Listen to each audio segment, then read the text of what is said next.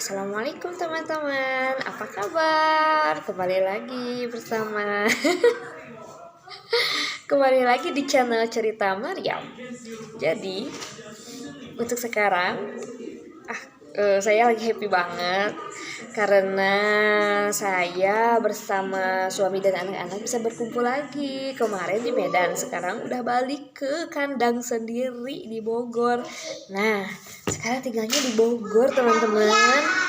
Alhamdulillah, merasa dapat rezeki yang gak disangka-sangka gitu, bisa kembali lagi ke kota Bogor ini. Jadi gini teman-teman, tempat yang baru dengan adaptasi yang baru, selalu dari suasananya masih mirip-mirip ya, karena kemarin waktu di Medan di perumahan, terus di sini pun di perumahan, dan yang di sini nih kami tinggal di perumahan yang istilahnya bisa disebut perumahan yang bonafit lah gitu kan. Tapi pikir-pikir enaknya, karena kesan tinggal di perumahan itu, kalau buat aku sendiri ya, pendapat aku sendiri gak enak banget rasanya, karena individualis orang-orangnya. Kalau kata saya ya sendiri-sendiri aja gitu, nggak mau nyapa atau apa, pas semua pada sibuk dengan dunianya sendiri. Jadi nggak ini juga ya, gak terlalu pengen juga sih, mendingan tinggal di kampung. Aku mah tuh orang kampungan ya, nggak bisa gimana gitu ya. Jadi sesuai dengan janji yang aku inikan dari tayangan-tayangan sebelumnya di channel aku ingin bercerita. Ceritanya gini, bete abisnya terinspirasi dari kebetean aku dengan tempat tinggal yang baru di sini. Kebetean aku tinggal di sini karena anak aku yang kecil gak punya temen. Dia manggil temen yang tinggal di depan, di seberang itu, sampai teriak-teriak. Orang yang ada di rumahnya itu gak sama sekali membuka pintu. Aku tuh mikir ya, kadang ada kasihan banget kok anak aku diperlakukan seperti itu. Aku gak nerima banget dong. Tapi udahlah, biarin dia teriak-teriak anak aku, biar orang, kalau misalnya orang rumahnya nggak punya itikat baik, nggak mau buka pintu kan, anak saya teriak-teriak jadinya keganggu kan. Jadi biarin aja lah, biarin, maafkan husnuzon. Mungkin karena tengah hari orang-orang pada capek, harus tidur, jadi nggak bisa merespon teriakan anak kecil kan. Jadi uniknya nih gak tau lah, pokoknya pengen cepet-cepet pindah dari sini, tetep enakan. Ya Allah, berikanlah pertolonganmu. Jadi nggak deh ya, gitulah.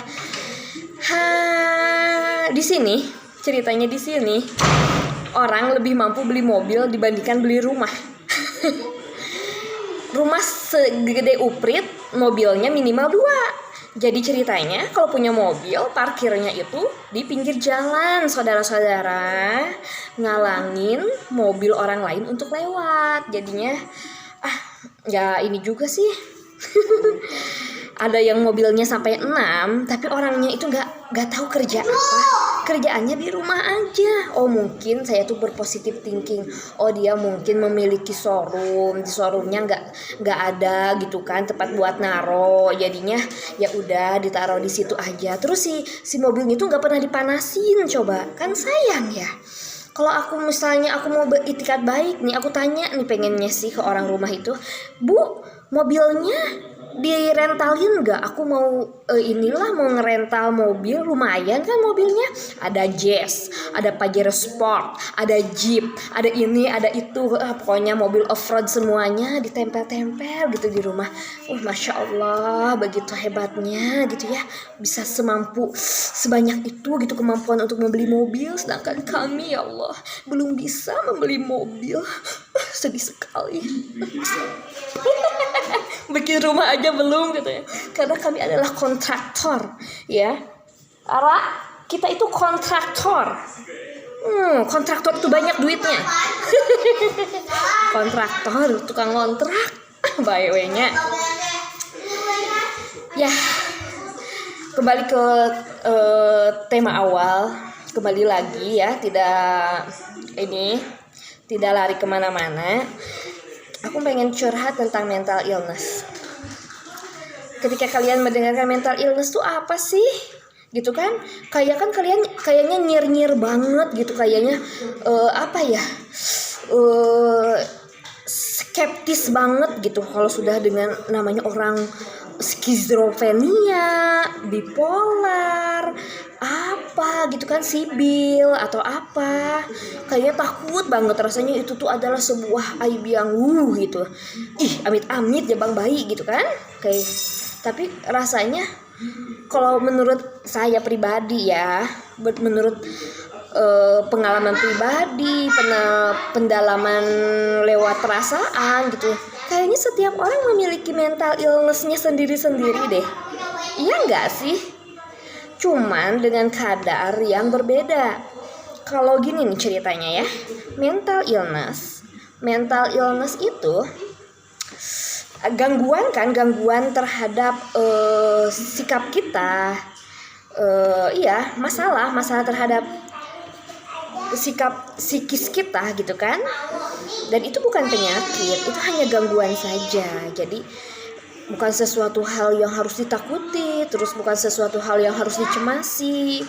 Ya itu mungkin cobaan dari yang Maha Kuasa kan, bahwa kalau kita diposisikan dalam posisi yang seperti ini, berarti kita mampu untuk menghadapinya gitu kan. Seperti itulah emosi, maksudnya ya Allah gitu ya. Suka jadinya tuh merasa menghadapi orang yang misterius gitu, sama orang yang tetangga ini nih, yang di sekitar sini nih, merasa menjadi orang-orang di sini misterius, kayak yang punya mobil 6 tapi itu mobil nggak pernah keluar, semuanya berjejer aja. Bukan 7, 6. 7 tadi baru beli 1. Oh, tambah lagi katanya baru beli 1 jadi 7. Nah, ya nggak apa-apa tuh koleksi. Sayang aja kalau aku sebagai orang yang mungkin mudah-mudahan nanti akan diberikan rezeki oleh Allah gitu ya, aku akan memanfaatkannya dengan semaksimal mungkin. Jangan sampai apa yang diberikan Allah kepada kita itu menjadi sesuatu yang sia-sia dan mubazir. Tuh. Nah, kasusnya kalau misalnya nih ada studi kasus ya, case study gitu kan. Ada orang yang hobinya ngoleksi. Itu emang kesenangan kan? Tapi kalau jadi berlebihan itu mental illness gak sih? Gangguan gak sih itu? Itu kan kesenangan itu, karena sesuatu yang berlebihan itu ya tidak benar. Kayak orang beli mobil sampai 6, tapi mobilnya itu semua berjejer di luar rumahnya karena rumahnya sempit. Itu sebenarnya jadinya penuh dengan manfaat apa itu sih, mudarat atau apa gitu kan. Tapi sebenarnya kita nggak usah mikirin orang tuh, nggak usah. Cuman kalau pikir saya, setiap orang memiliki kelemahan, setiap orang memiliki kelebihan, dan itu no problem, nggak ada salah, nggak ada masalah, biarkan saja kan, seperti itu. Karena kembali lagi saya selalu diwanti-wanti oleh bapak saya. Surat Al-Quran yang pertama kali bapak saya ajarkan kepada saya adalah apa? Yaitu surat At-Takasur. Alhaakumut takasur. Itu tuh cerita tentang apa ya? Tentang boros, orang yang boros. Jangan sampai kita menjadi orang yang boros gitu, yang berlebih-lebihan. Itu makna dari At-Takasur. Ujung-ujungnya kalau kita berlebihan ya neraka dapatnya neraka jahim. Dapat neraka jahim kan? Ya seperti itulah maksudnya. Suka lucu dengan kalian yang suka nyir-nyir. Nah, si ini loh, tahu nggak sih si ini kena bipolar? Tahu nggak sih itu tuh skizofrenia gitu kan? Ini kayak Saya pernah membaca buku tentang Datuk Hitam. Datuk Hitam itu yang judulnya Saya Tahu Saya Gila. Jadi memang dia yang menulis itu adalah mantan dari pasien skizofrenia yang akhirnya bisa sembuh. Nah, itu sebuah kasus di mana kita bisa deh maksudnya mempelajarinya. Banyak buku-buku yang tentang psikologi itu banyak sekali. Seperti yang saya baca 24 Wajah Billy. Nah, kepribadian majemuk. Itu kan sebenarnya hal seperti itu tuh bukannya harusnya kita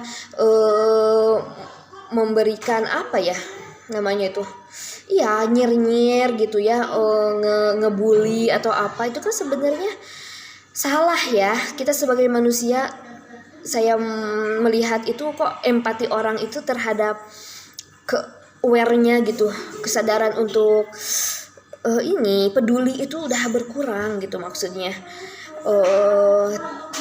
pikirannya nggak terbuka gitu, selalu istilahnya dengan istilah apa ya, sudah istilahnya menjudge atau apa gitu ya. Kalau yang namanya gila itu harus disingkirkan, harus dihindari gitu kan, orang gila gitu. Padahal sebenarnya mereka harusnya dibantu loh. Orang gila harusnya ini loh oleh negara, nggak boleh lah ada orang gila tuh di pinggir jalan tuh makan telanjang, makan sembarangan, itu nggak boleh loh sebenarnya. Semua warga kan semuanya dipelihara oleh negara kalau bagi yang tidak mampu, seperti itu. Jadi sebenarnya gila itu kalian nggak usah takut sama orang gila, kalian nggak usah takut harus nyir-nyir atau merundung kepada orang-orang yang seperti itu. Istilahnya kalau seperti itu sebenarnya kalian lebih kalian menjudge orang yang memiliki mental illness yang parah gitu kan ya. Rasanya itu sesuatu hal yang tidak pantas kalau kata saya sih. Jadinya malah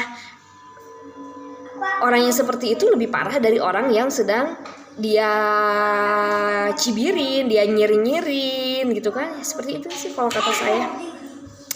Karena gini, aku mau nyanyi.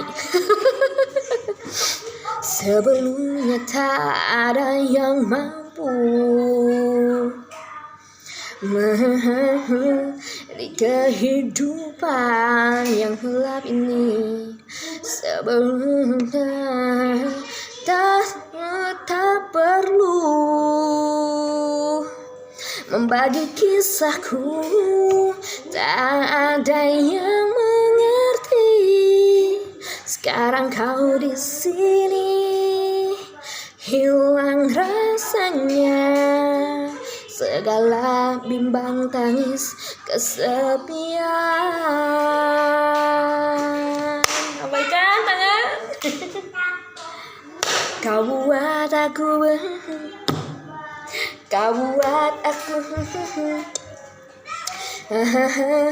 ini aku tak mengerti akankah sama jadinya bila bukan kamu. Namun senyummu menyadarkanku kau cinta pertama dan terakhirku. Bila suatu saat kau harus pergi, jangan paksaku untuk cari yang lebih baik. Karena senyummu menyadarkanku kaulah cinta pertama dan terakhirku.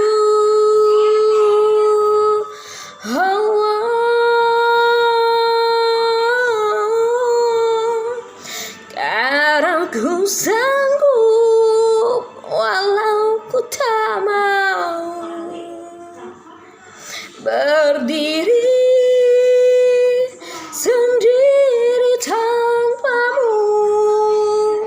Ku tahu kau tak usah ragu, tinggalkan aku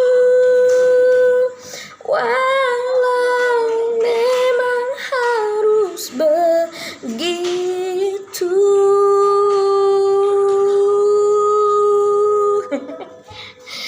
Ya seperti itu. Biar ada ini ya, biar gak terlalu tegang. Nyanyi dulu. Penderitaanku semakin dalam. Jadinya kalau buat saya ya, saya kayaknya mau praktek deh dokter tuh. Menjat saya bipolar dari mana ceritanya? Orang aku baik-baik aja kok. Orang soleh sih gak amanya disebut nugelo. Astagfirullahaladzim, besar kepala, gak boleh sombong sama takabur. Jadinya setelah saya pikir-pikir, berdamai aja lah sama masa lalu mah. Kamu diapain, kamu harusnya jadi apa, jadi begini, jadi begitu. Toh sekarang saya jadi begini. Ya terima yang sekarang aja yang udah jadi gini. Banyak pengalaman, banyak pelajaran, dan banyak sekali yang membuat saya tuh mengerti. Saya itu menjadi orang yang lebih bijak, tidak menjudge orang dengan casingnya saja, dengan perilakunya saja. Toh saya berpikir ketika orang berperilaku seperti itu, ada dasar sebab musababnya. Jadi ketika misalnya ada orang, kok orang seperti ini, kok orang seperti itu, ya mungkin ada latar belakang yang mempengaruhi orang itu gitu kan. Jadi kita nggak usah menilai orang, kita cukup hidup tenang dengan urusan kita sendiri, dengan keinginan kita sendiri. Kita fokus ke mimpi kita dan berusaha untuk menjadi orang yang lebih baik untuk kedepannya, seperti itu. Jadi karena ceritanya apa, kemarin sih saya sempat ngeblogger kisah hidup aku, Senandung Maryam, di ini apa, di blognya itu apa tulisannya ya, judulnya itu caring apa gitulah, nggak ngerti lah. Saya juga masih suka buka, cuman rasanya itu waktu itu saya melakukan hal itu karena human error lah. Jadi saya malu, udah saya deletein semuanya. Jadi udah nggak ada lagi posting apa gitu. Tapi perlu kalian tahu ya, yang baca tulisan saya itu hampir 15.000 view yang melihat terus-terusan web saya itu. Jadinya, dan saya lihat untuk statistiknya itu kebanyakan yang membacanya itu dari daerah Amerika sama Eropa. Banyak dari luar negeri itu pada baca juga. Terus banyak juga yang akhirnya mereka komentar, mendukung, harus begini begitu katanya kan. Kayaknya nih mau coba ini enggak untuk terapi atau apa. Tapi intinya saya merasa makasih banget atas perhatiannya, tapi saya nggak apa-apa. Insya Allah saya baik-baik saja. Saya tidak sakit yang seperti itu. Ini karena saya aja, bawaannya kayak gini aja. Riwe. Karena kepinteran. Habibi awewe nak. Baiklah kalau begitu. Jadi teman-teman gitu ya, sekilas cerita dari aku. Nanti aku akan lanjutkan. Semoga kalian suka dengan konten storytelling yang saya jelaskan. Terima kasih banyak. Jika kalian menonton video ini, tolong tinggalkan jejak. Jangan cuma ngintip-ngintip aja. Boleh di subscribe atau di like, itu boleh. Terserah kalian ya. Jadi terima kasih atas waktunya. Assalamualaikum warahmatullahi wabarakatuh. Dadah.